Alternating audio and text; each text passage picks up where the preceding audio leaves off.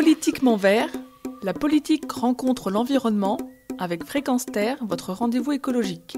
Frédéric Benoît. Dans votre rendez-vous politiquement vert, nous allons parler Outre-mer. Bénédicte Monville de Seco est avec nous. Bonjour. Bonjour. Vous êtes anthropologue, spécialiste des DOM-TOM et des discriminations. Vous êtes aussi porte-parole d'Europe Écologie Les Verts pour les régionales. Nous allons parler de l'outre-mer. Expliquez-nous pourquoi c'est un sujet que vous avez choisi de maîtriser. Bon, déjà, je me suis intéressée à l'outre-mer parce que je suis moi-même d'origine martiniquaise. Les Antilles sont de petites îles qui sont situées dans une zone assez tourmentée, les tempêtes tropicales, qui sont de plus en plus violentes et de plus en plus fréquentes et dont les répercussions pour les Antilles et pour les Antillais sont souvent dramatiques. Mais pas seulement, il y a maintenant, pour les Antilles françaises, en tout cas pour la Martinique et pour la Guadeloupe, le phénomène des sargasses, qui sont ces algues qui viennent de la mer des Sargasses et qui prolifèrent de manière exponentielle et dont on ne sait pas, on ne sait pas comment les maîtriser. Et ça crée des problèmes énormes parce que ça crée des problèmes de santé. Elles dégagent des gaz toxiques dans l'atmosphère qui provoquent chez les gens des infections respiratoires. Elles effraient à la fois les Antillais et les touristes puisqu'elles rendent les plages impraticables.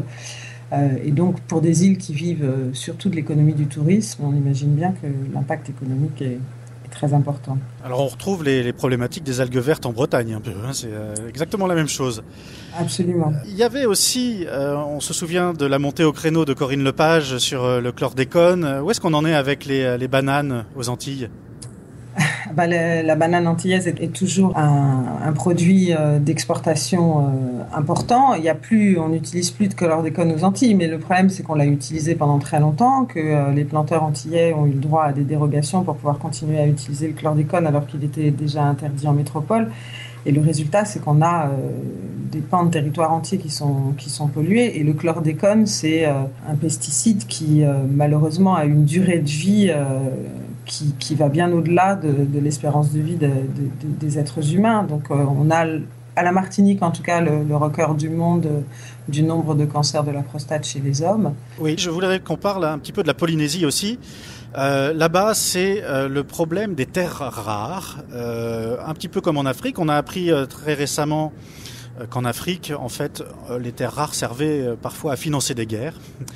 Mais en Polynésie, le problème est tout autre, c'est que les politiques y voient une source de modèle économique, on va dire, une autre source de richesse, mais l'exploitation des terres rares ne peut pas se faire au détriment de la destruction des paysages, parfois de certaines îles un petit peu éloignées.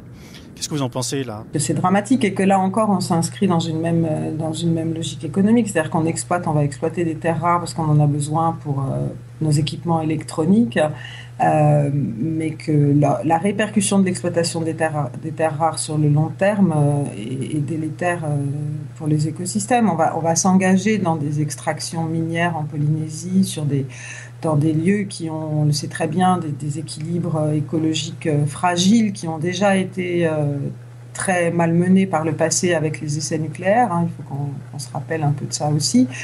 Et puis, pareil, une économie locale qui malheureusement est entièrement tournée vers l'importation ou le tourisme.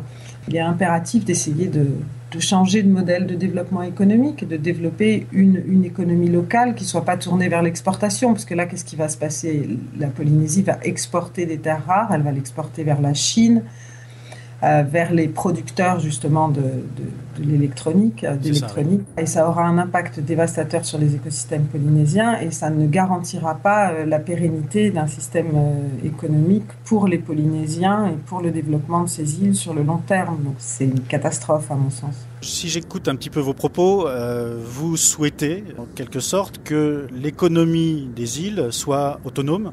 Autonome. Il faut en tout cas mettre en œuvre une économie qui permette de protéger les écosystèmes et de protéger la vie humaine. Or là, en continuant dans des économies mondialisées, à encourager une économie mondialisée qui est basée essentiellement sur l'apport-export et sur la mise en concurrence des populations entre elles. Il faut sortir de ce modèle-là. Que ce soit les Caraïbes aux Antilles, qui étaient des populations nomades, itinérantes, qui se déplaçaient tout le long de l'arc des Antilles, des grandes aux petites Antilles jusqu'au Venezuela, ou que ce soit les Maoris ou les populations de Polynésie, on avait affaire à des gens qui vivaient dans une relation avec leur écosystème qui a permis, pour le moins, que ces sociétés perdurent pendant des millénaires.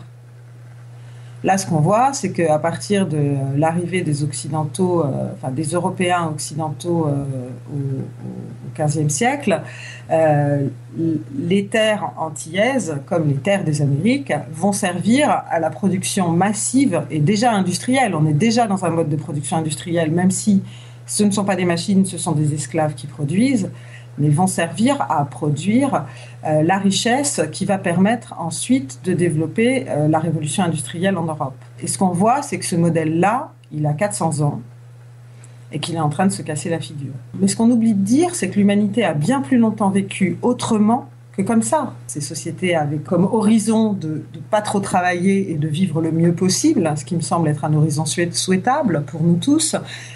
Eh bien, elles vivaient essentiellement de la prédation, prendre ce que la nature leur donnait, donc sans abîmer les écosystèmes de telle manière à ce qu'il y ait toujours à peu près la même chose dans la nature. Et donc, elles se déplaçaient, elles étaient nomades, mais avec un sens aigu, une intelligence remarquable de ce qu'était leur environnement naturel et de ce qu'il fallait faire pour pouvoir le préserver et se préserver dans les meilleures conditions possibles à l'intérieur de cet environnement. Ce que nous avons perdu, c'est ça. Ce que ces sociétés, d'une certaine manière, ont à nous apprendre, c'est ça. Alors, comment on les accompagne dans l'autonomie ? Comment on les accompagne dans l'autonomie ? Déjà en leur permettant d'être les acteurs de la transition, disons, écologique qu'il faut impérativement mettre en œuvre aux Antilles.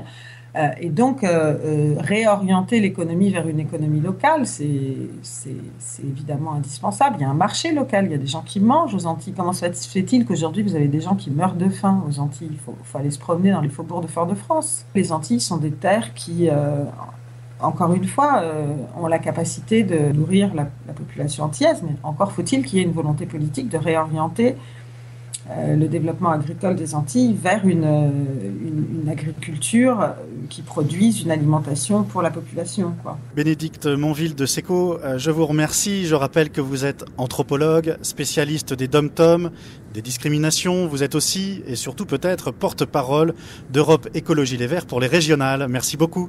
Merci à vous. Merci de m'avoir invité.